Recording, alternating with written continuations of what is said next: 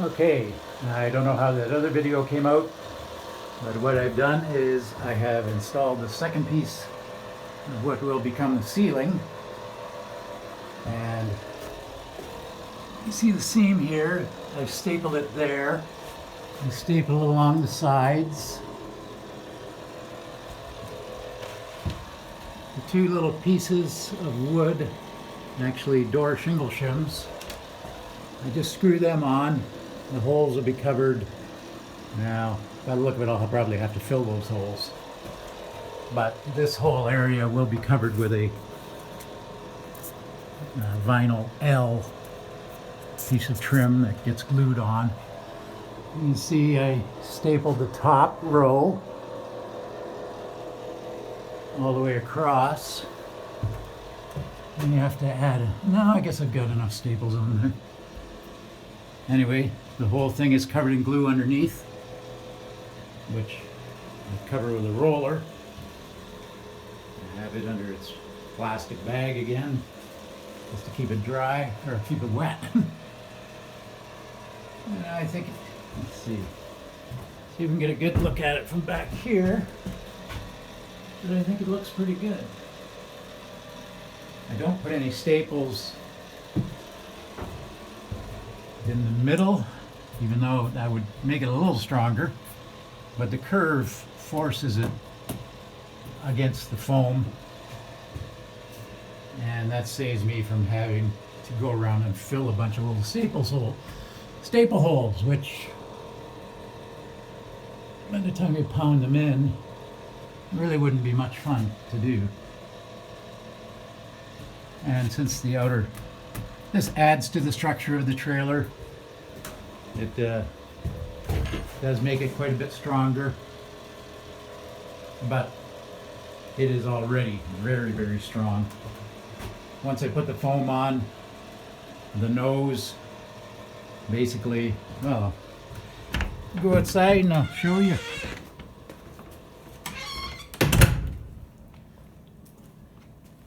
Once I put the foam on, it barely moves now. There's very little deflection there. Once that glue dries on the inside of the trailer, I doubt if there'll be ever any deflection at all, which obviously is important. Going down the road, hitting wind at 75 miles an hour can tend to ruin your day if your trailer isn't very strong. Of course, back here, it doesn't matter as much. Obviously, it's just the airflow that comes down. A bit of turbulence there. You can see what I did with this metal bracket. You can see the screws in it. I had quite a few of these ribs were bowed out quite a bit. So I put splits in them on the inside.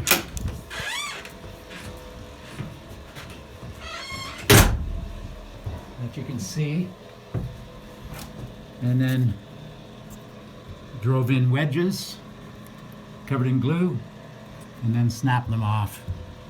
I'll sand them off with the rest of them off with a belt sander later. At any rate, now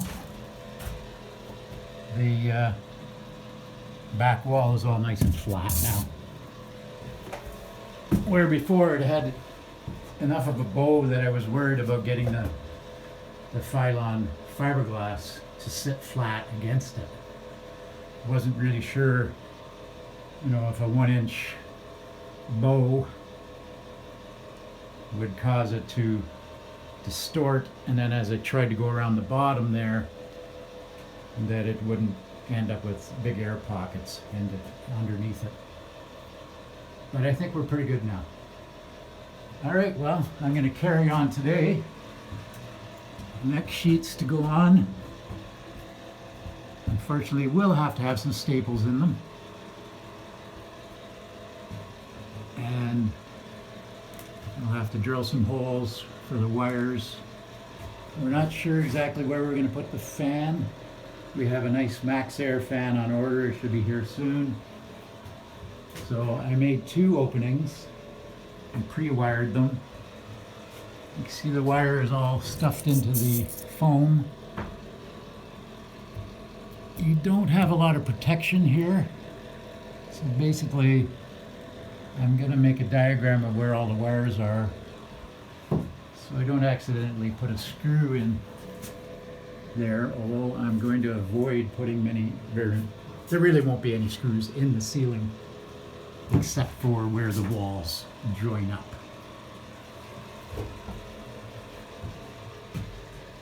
I'll put these wooden corners in so when I cut the skin I'll have a nice smooth edge for the trim router to ride on, the ball bearing bit, if you know what I'm talking about, because these are all rounded corners.